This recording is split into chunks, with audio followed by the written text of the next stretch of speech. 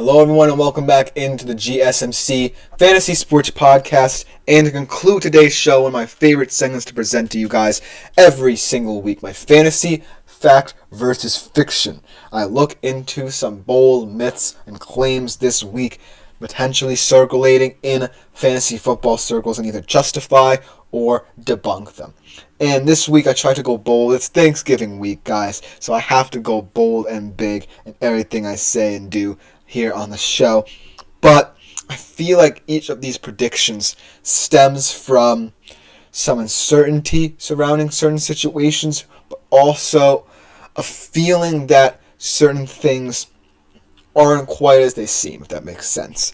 I feel like some teams and situations are a mirage, and some things that we're saying aren't necessarily going to come true, or either going to be perfectly true when it's all said and done, if that makes sense. Because this is such a weird week, a lot of games going on, a lot of different days, so I'm going to try and get as weird and wacky as these games are to conclude today's show.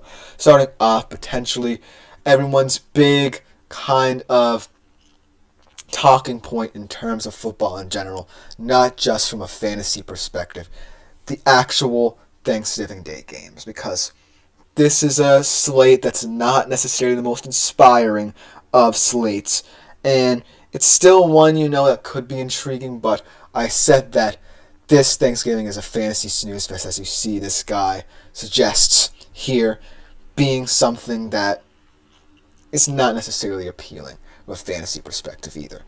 And while a lot of people are going to say, well, yesterday you mentioned that the Giants-Cowboys game could potentially be exciting, I didn't necessarily say it was exciting for position players. I think both of these special teams units in this very sloppy affair could be potential interesting pickups and sleepers in this game, but I feel like as an all-encompassing event, a lot of these games are inspiring. I think the Dolphins-Packers game is potentially the best you can get, but it's going to depend on, the Dolphins trying to pick apart that feisty Packers defense in terms of takeaways. But then you have Bears-Lions and Giants-Cowboys, not necessarily the best games in terms of overall competitiveness, because I feel that the Lions are just going to dominate in that affair. Jared Goff loves playing on Thanksgiving, and then Giants-Cowboys, I would love to think that some guys might step up and be heroes for their teams, but it's going to be a sloppy affair, like I said. But look for both special team units to potentially give you some good fantasy points if that's a silver lining for you. But ultimately, very, very, very uninspiring in terms of games for the Thanksgiving Day slate. Potentially a nice game to conclude that day. But then, here's where I kind of got a little bit of a sense for both of these teams in this matchup, because this matchup has also been talked about a lot from a perspective of, well, both of these teams are seemingly headed in different directions, but I'm trying to give one of these teams the benefit of the doubt. And this game is, of course, the 49ers-Bills game, and I think it's not going to be a disappointing game fantasy-wise if Purdy doesn't play. And I feel like the reason why I say this is because this team just feels like one of those teams that can operate ably enough to compete with anybody. That game against Green Bay was kind of an illusory game where the 49ers couldn't even get a foothold in that game. And I feel like, even though there's going to be so many questions about the injuries in this one, what could have been in this one, we have to focus on the fact that this is still a 49ers team that has the belief within itself that it can compete with anybody. And whether it's Brandon Allen or Brock Purdy, this is a 49ers team that you still have to account for. And I feel that the Bills, are a team that, yes, are looking mighty fine and high right now. But there's still kind of that seed of doubt in my mind where they occasionally have one of these games where they look a little bit sloppy. And this could be it.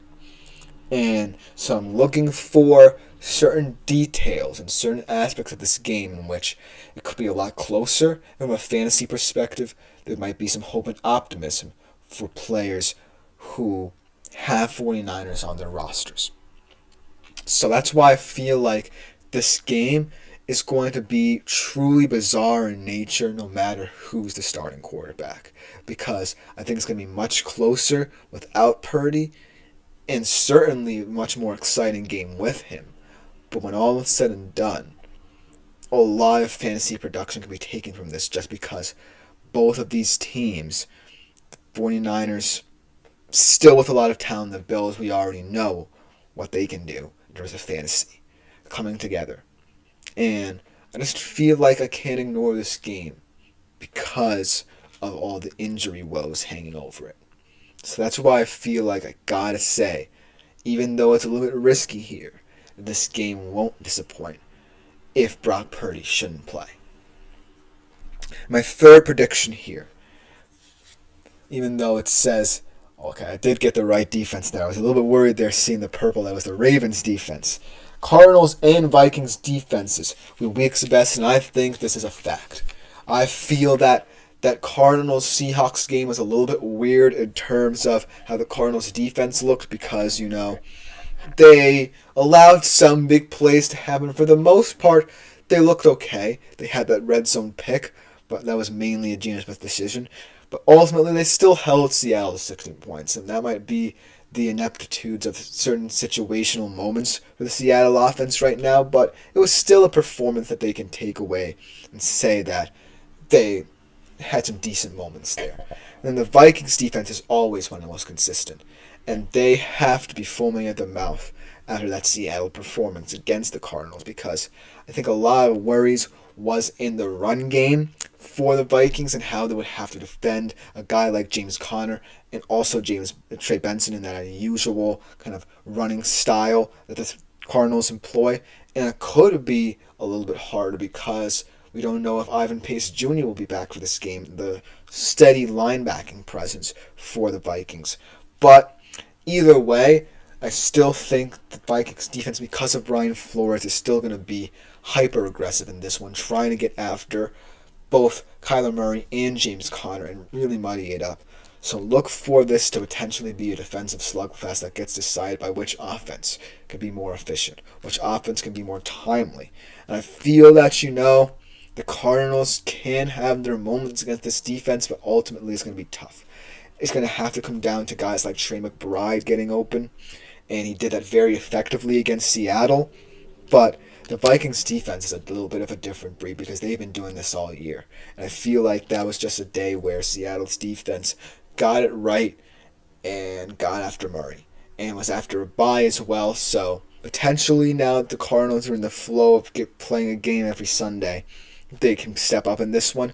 But it's going to be a tough task because of what the Vikings defense brings every week. And they're going to make Kyler Murray play hard for his win in this one. So though, that's why I feel like both of these defenses have to be respected from a fantasy perspective especially, just because I feel like this is one of those games where everyone's expecting it to be a solid NFC matchup, but it's going to be a little bit disappointing because of the fact that these defenses are just so overwhelmingly good at what they do. So look for this to be a game that either way, from a fantasy perspective, goes the way of the defense or the offenses can get going here. So I'm just trying to monitor this, but for now, I'm going to say it's a fact. I'm firmly sticking it in the fact camp as of right now. Then the last kind of myth that I want to justify or debunk here today is about Quentin Johnston, and I already kind of hinted at the fact that I feel like Quentin Johnston's going to continue this hot streak. Even though, the hot streak was kind of messed up a little bit in last night's game against the Ravens, he's going to pick it back up again, so to speak. So it's not necessarily a continuation because of last night's game, but he's going to pick it up again against the Falcons' pass defense, like I said, is atrocious. Yes, they might have fixed some things after their bye, but I just feel like it's going to be the same old story for them, right? They are too reliant on an offense led by a game manager at best to really supplement this defense enough to where it's not as vulnerable as against the pass. And Quentin Johnston's one of those guys who, yes, He's rolled with the punches a lot. Yes, we haven't necessarily seen that much consistency out of him. Yes, there are going to be a lot of questions asked about him in the long run ahead, as the Chargers have to play more difficult games.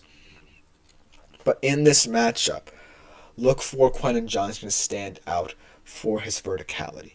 That's going to be a big thing. It's going to be a big hallmark of the potential success of the Chargers down the stretch here in very important games, because I still feel that the Chargers are in prime position to contend in the playoffs just because of the versatility of this offense when fully healthy, mind you, because last night was not indicative of what this Chargers offense can be at full strength.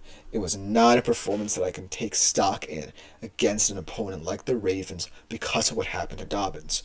And so, against an opponent that, yes, is reeling a little bit, but is still seen as a team that can compete, at least in the NFC's playoffs, look for Quentin Johnson to show why this Chargers team can be special. Because whether or not J.K. Dobbins is playing, there are going to be moments where that shot downfield is going to be available to the Chargers, and Justin Herbert's going to want to take it because he has that in his repertoire. So, even though, it could be a little bit more challenging if the status of J.K. Dobbins is up in the air for this one, but Quentin Johnson is a special type of player who's steadily improved his game over the offseason into the season now, and his lights are shining bright there in LA. And even though, it's not going to be something that the Chargers are going to want to have happen too often, it's something to monitor as this team progresses, because it's really going to grow based off the timeliness of these receivers. Quentin Johnson's truly a special one. But that will just about do it for today's show. Let me know what you think about it in the comments. This has been the GSMC Fantasy Sports Podcast, brought to you as always by the GSMC Sports Network. My name has been Chris Shepard. Thank you all for tuning in. We'll be back tomorrow for our last show of the week at 3:30 p.m. Eastern Time. Like, follow, and subscribe to the show on the network. As always, make yourselves available to the Super Chat, Super Thanks, and Super Stickers features here on YouTube. But other than that, for today, I am out.